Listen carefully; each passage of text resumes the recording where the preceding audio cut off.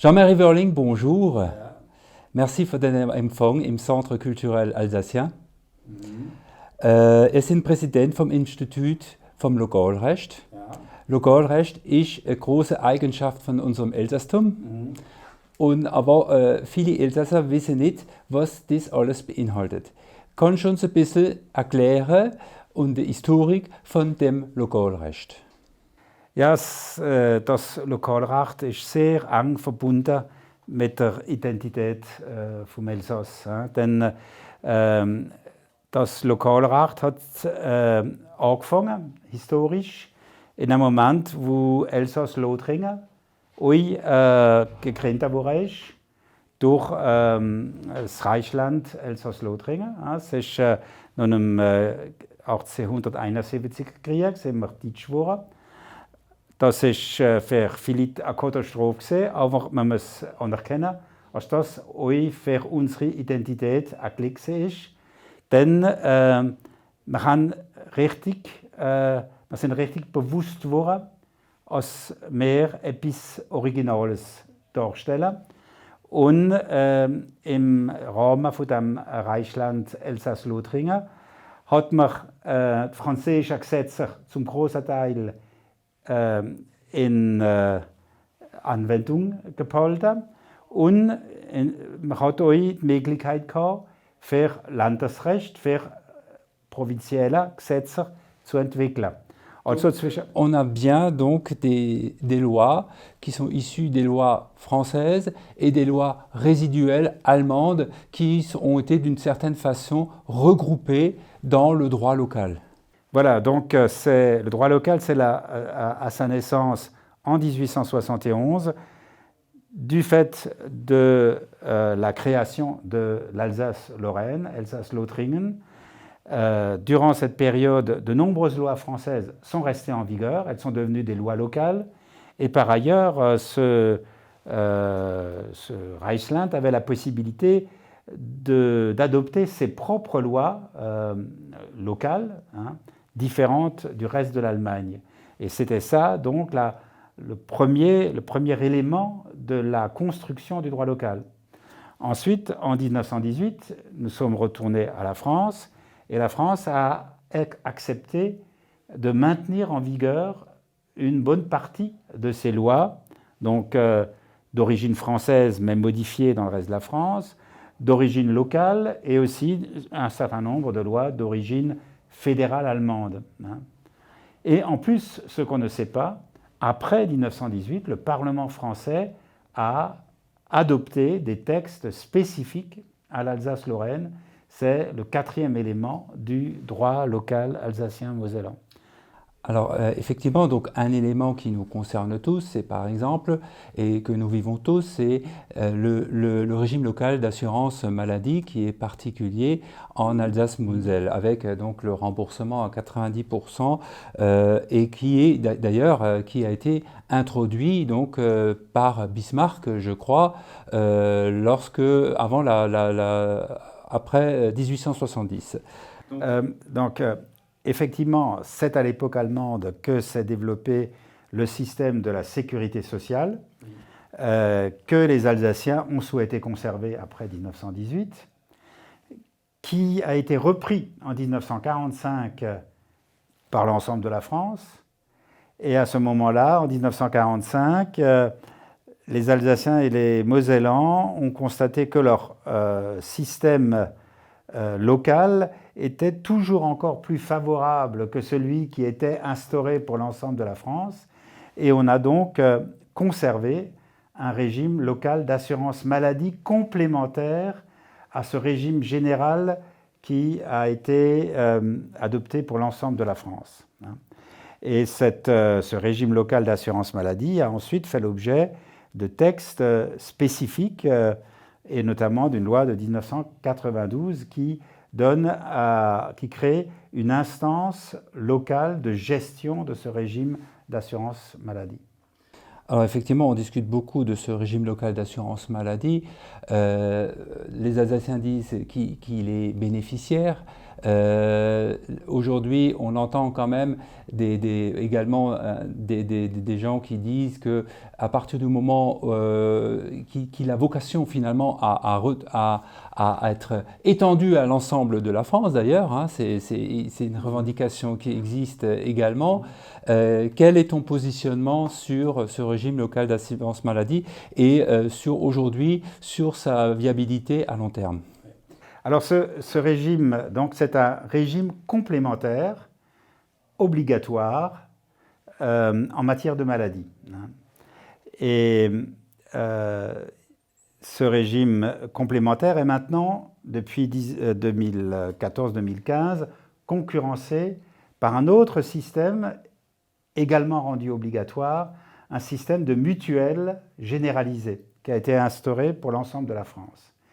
Et nous avons actuellement donc une sorte de concurrence entre ce droit local d'assurance maladie complémentaire et le système des mutuelles qui a été donc développé plus récemment. Qui sont obligatoires. Elles sont aussi obligatoires entre guillemets, disons. Hein.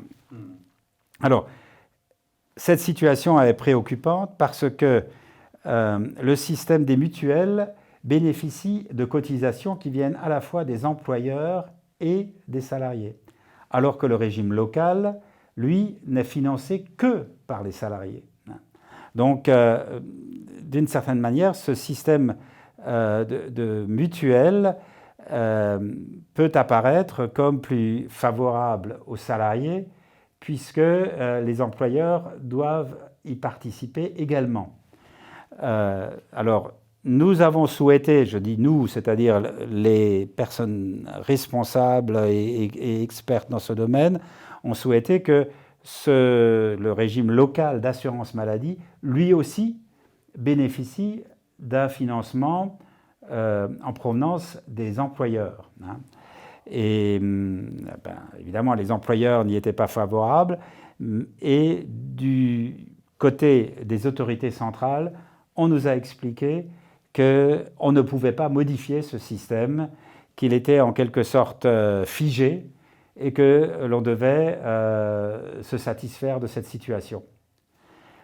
Alors, c'est évidemment pas satisfaisant puisque si le régime local d'assurance maladie ne peut pas s'adapter à l'existence de cet autre mécanisme que sont les mutuelles, il risque d'être affaibli et progressivement peut-être de perdre son audience auprès des salariés. Hein. Or, ce système local d'assurance maladie a, par rapport aux mutuelles, un avantage considérable. Il est beaucoup plus solidaire. Le système local d'assurance maladie de droit local est fondé sur des cotisations en fonction des rémunérations, en fonction des salaires. Alors que le système des mutuelles, les cotisations sont en fonction du risque. C'est-à-dire, si je suis jeune et riche, je paierai peu. Si je suis malade et vieux, je devrais payer beaucoup. Hein. Eh bien, le système local d'assurance maladie est plus solidaire, il est plus, disons, protecteur pour les éléments de la population les moins favorisés. Et c'est pour ça qu'on devrait le soutenir davantage. Sans compter que les mutuelles sont souvent privées et ont pour but de générer des bénéfices. Alors c'est exact, les mutuelles sont privées. Ce n'est pas en soi forcément un défaut. Le défaut, c'est que ces mutuelles sont en forte concurrence les unes avec les autres et dépensent beaucoup d'argent pour alimenter cette concurrence par la publicité, alors que le système local d'assurance maladie est un régime extrêmement économe qui a très peu de frais généraux, contrairement à ces mutuelles. Donc passons sur un autre sujet, c'est le régime local du droit des cultes. Donc c'est un sujet aujourd'hui dont on parle beaucoup dans les médias, notamment par rapport au financement de la mosquée Méligorus ici à Strasbourg. Donc, et il y a une grande confusion, on observe une grande confusion entre droit des cultes, concordat, qui concerne donc les 3 cultes reconnus en Alsace. Et est-ce que tu peux nous expliquer en quoi consiste ce droit des cultes, quels sont les droits, quels sont les devoirs des églises et des cultes qui font partie donc de ce droit des cultes? Oui, volontiers. Je commencerai par une observation un peu plus générale, à savoir que l'Alsace et la Moselle ont une histoire particulière par rapport au reste de la France en ce qui concerne la question des religions, la question des relations entre les cultes et les pouvoirs publics. L'Alsace et la Moselle, surtout l'Alsace, c'est une région qui a toujours été une région où il y a eu plusieurs religions, et où les religions ont joué un rôle très important. Alors, le droit local des cultes, ce n'est pas seulement un ensemble de systèmes juridiques pour régler les relations entre l'État et les cultes, mais il vient aussi prendre appui sur cette réalité historique. En Alsace et en Moselle, nous n'avons pas connu la période de montée des lois laïques telles que cela a existé dans le reste de la France. Nous avons à l'époque connu le Kulturkampf qui nous a opposés à Bismarck. Nous avons aussi, il faut toujours le dire, ce droit local des cultes a été supprimé une fois, à savoir par les nazis, entre 1940 et 1944. Donc il faut toujours être conscient, je dirais, de l'épaisseur historique et sociologique de ce sujet chez nous. On ne peut pas ramener ça simplement à des questions, je dirais, d'épicerie financière pour savoir qui paye quoi. Ceci étant dit, la grande différence qui existe entre l'Alsace-Moselle et le reste de la France, ce n'est pas le concordat, c'est l'absence de la loi de 1905. La loi de 1905 qui s'oppose à ce qu'il y ait un financement public des cultes n'est pas applicable en Alsace et en Moselle. Et par conséquent, en Alsace et en Moselle, il n'y a pas d'interdiction de principe pour les pouvoirs publics d'apporter un soutien financier au culte. Donc, chez nous, il est possible pour les collectivités publiques d'aider les organisations religieuses. Tous les cultes, sans exception, et on se trompe souvent là-dessus, la loi 1905 n'étant pas applicable, les collectivités publiques ont la faculté de soutenir tous les cultes. Ceci dit, il faut aussi se rappeler que c'est de l'argent public, et tout argent public ne doit être dépensé que pour un intérêt public. Donc ce soutien qui peut être apporté au culte, il doit l'être dans un intérêt public, et cela signifie aussi qu'en échange de ce soutien financier des cultes, il y ait un soutien des cultes par rapport au bon fonctionnement de la société. C'est du donnant-donnant. Voilà. L'argent n'est pas, les collectivités locales ne donnent pas leur argent aux cultes à des fins électorales, mais à des fins d'intérêt général. Il faut bien le dire. Voilà. Et alors, certains cultes, à savoir l'Église catholique, 2 églises protestantes et une organisation cultuelle israélite, ont un statut particulier. C'est pour ça que nous les appelons cultes statutaires et non pas cultes reconnus, parce que tous les cultes sont reconnus. La liberté de religion s'applique pleinement en Alsace, et même mieux, on l'a vu, que dans le reste de la France.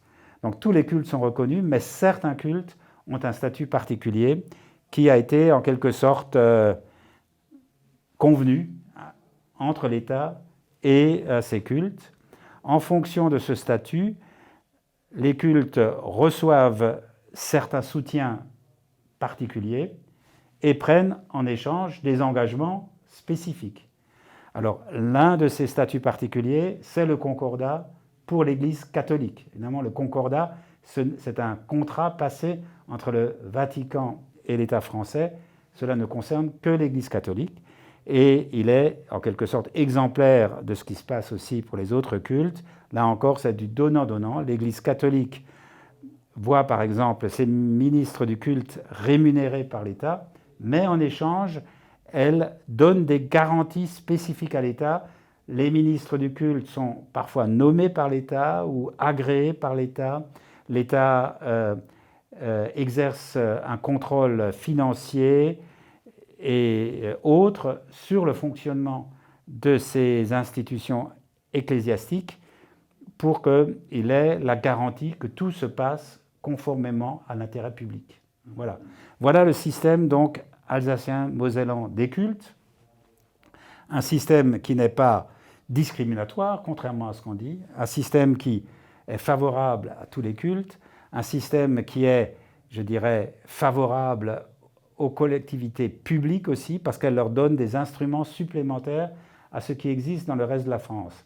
Dans le reste de la France, en s'interdisant de financer les cultes, d'une part, on fait une discrimination entre ce qui est culturel et cultuel, et d'autre part, on s'interdit d'apporter un soutien aux organisations culturelles qui veulent soutenir l'intérêt public et celles qui veulent combattre l'intérêt public. Donc le système alsacien-mosellan est un système qui est objectivement mieux conçu, surtout dans la période actuelle, pour avoir une bonne organisation de relations entre les collectivités publiques et les cultes. Et en plus, ce système est, je dis, profondément enraciné dans l'histoire de l'Alsace et de la Moselle, et en ce sens, il a une importance également d'ordre symbolique et d'ordre patrimonial. Justement, vous évoquez que le Concordat, c'est un contrat entre l'État et l'Église catholique ou le Vatican. Donc dans le cadre des projets de loi autour du séparatisme, on a vu quelques groupes parlementaires s'offusquer, justement, attaquer violemment le Concordat et demander l'application pure et simple justement de cette fameuse loi de 1905 en Alsace. Alors est-ce que c'est possible finalement d'aller simplement contre les traités? Est-ce que ce débat finalement, est-ce qu'il a vraiment lieu d'être, ce débat que l'on a vu à l'Assemblée nationale? Alors bien sûr, il est tout à fait possible qu'une majorité parlementaire décide un jour de supprimer ce régime local des cultes, de dénoncer le concordat, de remettre en cause cet aspect du droit local. Donc il faut être quand même vigilant. Ce qu'il faut voir, et là il y a, je pense, un certain nombre d'Alsaciens et de Mosellans qui se disent « mais finalement, les églises d'Alsace et de Moselle, elles ne se sont pas beaucoup... occupées de l'identité culturelle alsacienne, elles n'ont pas soutenu la langue régionale, et donc laissons-les tomber à notre tour et laissons faire ces laïcards qui veulent remettre en cause ce régime local. Je crois qu'il faut être très vigilant à cet égard. Il ne s'agit pas de faire plaisir ou de sanctionner les églises locales, il s'agit de rechercher ce qui est le plus utile pour notre région, pour l'Alsace et la Moselle, dans ce problème complexe qui est celui de l'organisation des bonnes relations entre les cultes et les pouvoirs publics.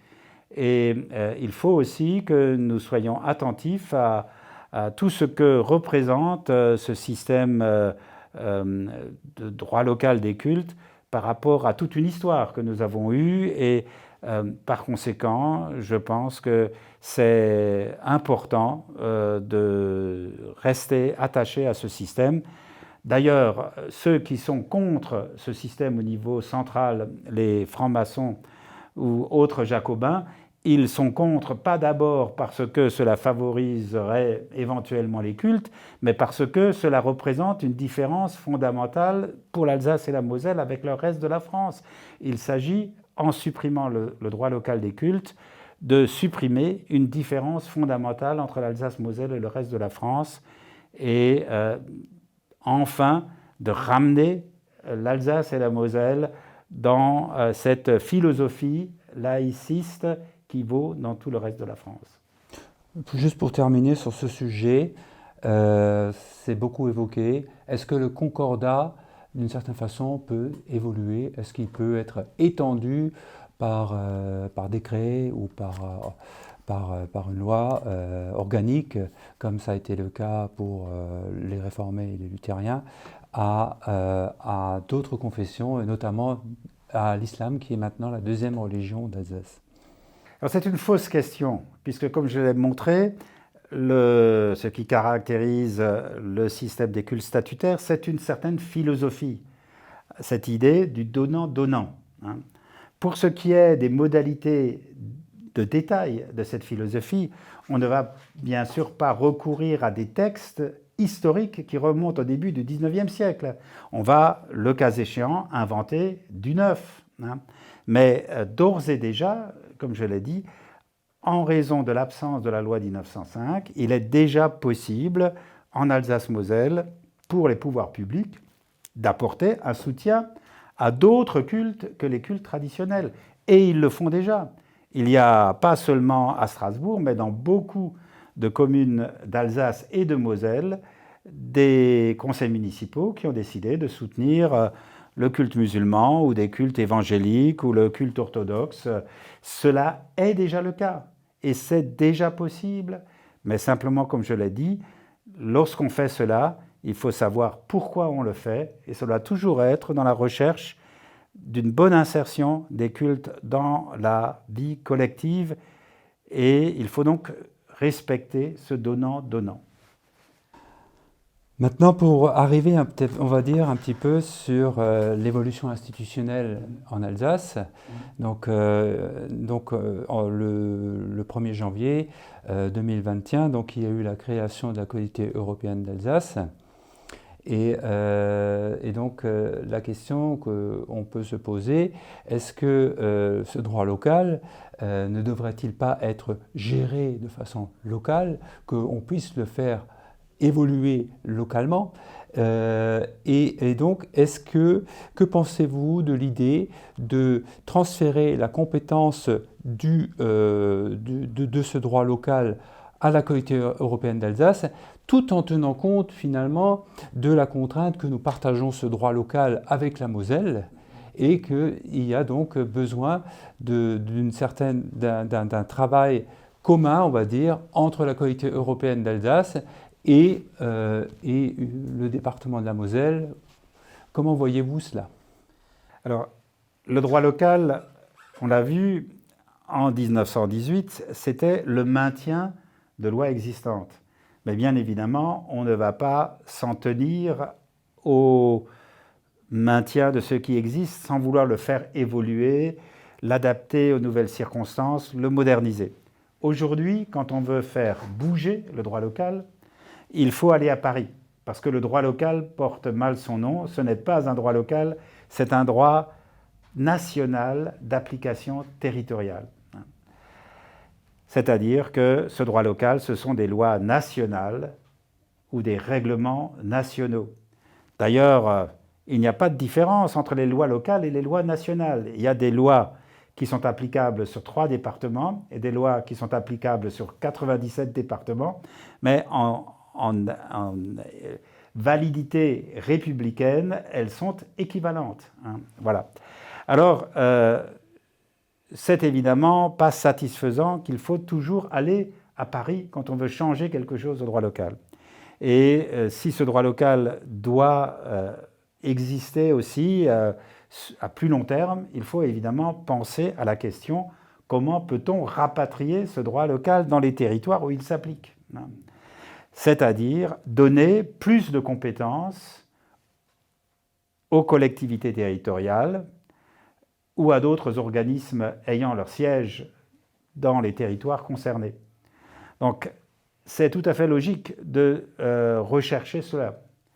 Mais nous rencontrons plusieurs difficultés à cet égard. Je dirais la première difficulté, c'est qu'il faudrait encore le demander, il faudrait le vouloir, il faudrait qu'il existe ici en Alsace et en Moselle une réflexion de la part de nos responsables politiques, de nos responsables de collectivités territoriales, sur ce que cela leur apporterait d'avoir une compétence dans ces domaines qui relèvent du droit local. Pour le moment, on a l'impression que cette réflexion n'existe pas. Une réflexion conjointe, Alsace et Moselle. Le deuxième problème, c'est évidemment que ce droit local est un droit local alsacien et mosellan. Donc on ne peut pas raisonner de manière simpliste dans le sens d'un transfert à la collectivité européenne d'Alsace le jour où elle le demandera, parce que pour le moment, comme je dis, elle ne le demande pas. Et enfin, troisième problème, il y a des obstacles constitutionnels au transfert à des collectivités territoriales, dans l'état actuel des choses, de compétences législatives et même réglementaires. La situation en ce domaine s'est plutôt dégradée ces 20 dernières années. La jurisprudence du Conseil constitutionnel est devenue plus stricte. Et donc, il n'est pas possible aujourd'hui, au moins pour un certain nombre de domaines du droit local, d'envisager ce transfert à des collectivités territoriales. Ce qui ne veut pas dire que rien n'est possible actuellement. Il y a des choses qui sont possibles et il faut aller dans cette direction. Alors parmi les choses qui sont possibles, c'est par exemple renforcer la fonction consultative des collectivités territoriales en matière de droit local. C'est ce que nous avons demandé en ce qui concerne la création de la nouvelle commission consultative du droit local. On a demandé que les élus locaux, les parlementaires locaux ou des élus des collectivités territoriales soient membres de ce conseil consultatif. Ce conseil consultatif, on pourrait prévoir, comme cela existe pour la Corse, qu'il soit consulté systématiquement chaque fois que l'on touche à des dispositions qui concernent l'Alsace et la Moselle. On pourrait aussi, dans certains domaines où il n'y a pas cet obstacle constitutionnel, prévoir des transferts de compétences au bénéfice de collectivités territoriales pour des sujets qui sont des sujets peut-être plus d'ordre managérial que juridique, parce qu'il y a dans le droit local pas seulement des règles, mais aussi en quelque sorte des services que l'on veut faire fonctionner. Prenons l'exemple du droit de la chasse. Donc il y a des choses à faire dans cette direction.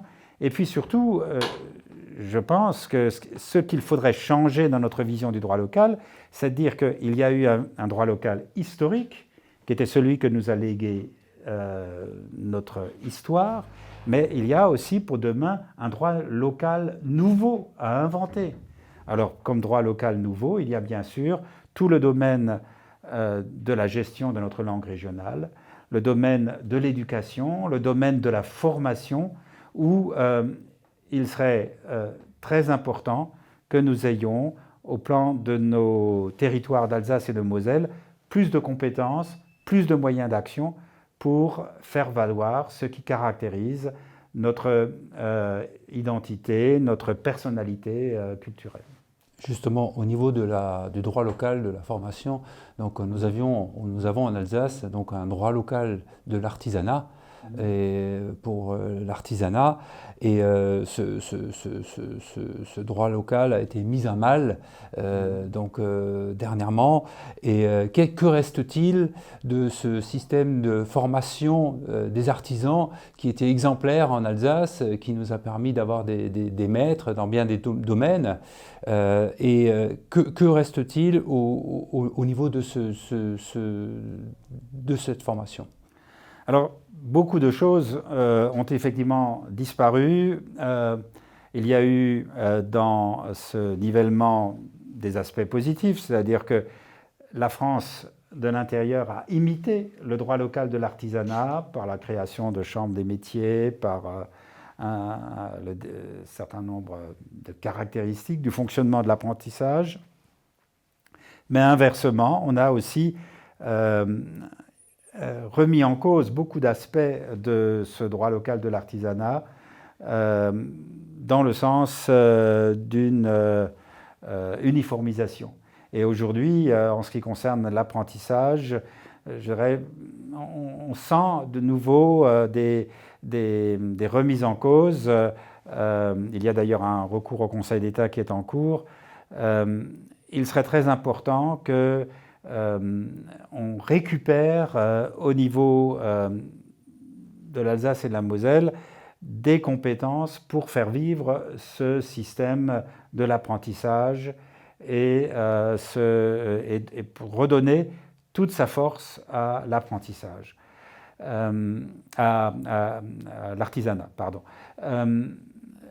Nous avons vu encore tout récemment que les choses ne vont pas dans ce sens. Il y a eu, en ce qui concerne l'apprentissage transfrontalier, des initiatives qui ont été prises au niveau régional, à l'époque encore de la région Alsace.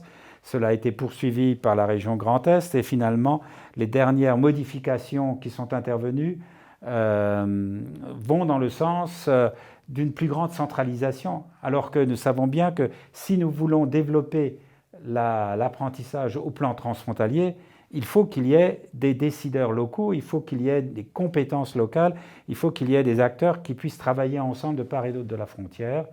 Et ça, c'est justement un bon exemple d'un futur droit local que nous devrions revendiquer. Donc effectivement, donc on a passé en revue, on va dire, quelques points clés du droit local, mais qui comportent encore évidemment bien d'autres domaines. Donc il y a la chasse, il y a le cadastre qui je crois, qui a été renouvelé ces dernières années également. Donc notre cadastre particulier qui est très précis d'ailleurs. Oui, il y a le cadastre, mais aussi le livre foncier. Et là encore, nous voyons, je dirais, la difficulté de gestion de ce droit local, le livre foncier qui sert donc à la publicité des propriétés immobilières, est un instrument beaucoup plus efficace que ce qui existe dans le reste de la France, avec le registre des hypothèques. Et ce livre foncier, il allait perdre son utilité parce qu'il était encore géré sur des registres de papier. Finalement, c'est nous, en Alsace et en Moselle, des élus, des responsables de ce secteur, nous sommes intervenus pour mettre en route une informatisation du livre foncier. Ce qu'il faut savoir, c'est que cette informatisation du livre foncier, elle a été payée par les Alsaciens et les Mosellans, parce que Paris n'était pas intéressé. Et donc, nous avons ce problème également pour le registre des associations, qui lui est encore est en retrait pour ce qui est des associations d'Alsace et de Moselle sur le registre des associations de la loi 1901. Et là encore, parce que, je dirais, les ministères compétents, en l'occurrence le ministère de la Justice, ne s'est pas occupé correctement de cette matière. Nous sommes obligés constamment de nous battre pour que ce droit local ne soit pas simplement progressivement démantelé. Et ceci est quelque chose qu'il faut savoir. Le droit local n'a d'avenir que si l'on se bat pour lui, que si l'on investit dans lui, que si nos élus de tous bords se donnent la peine de le défendre et de le faire valoir. Sinon, il sera très vite perdu. Mais c'est très clair. Donc effectivement, ce droit local, si nous n'en emparons pas, il va s'étioler et progressivement disparaître et nous allons perdre toutes ces compétences qui valent la peine d'être défendues et qui sont vraiment des compétences avant-gardistes. Donc Jean-Marie Wörling, merci à vous d'avoir été toutes ces années le gardien du temple. Et donc c'est vrai qu'il appartient maintenant à nous, nouvelle génération, à reprendre le flambeau, à le faire évoluer, à des juristes aussi de s'emparer de ces questions qui sont éminemment techniques. Donc l'entretien l'a montré. Et encore une fois, merci pour tout le travail que vous faites pour maintenir ce droit local, pour le faire vivre, pour le faire évoluer, afin qu'on puisse encore continuer longtemps à en bénéficier. Merci à vous. Ça m'a fait plaisir d'en discuter avec vous. Merci.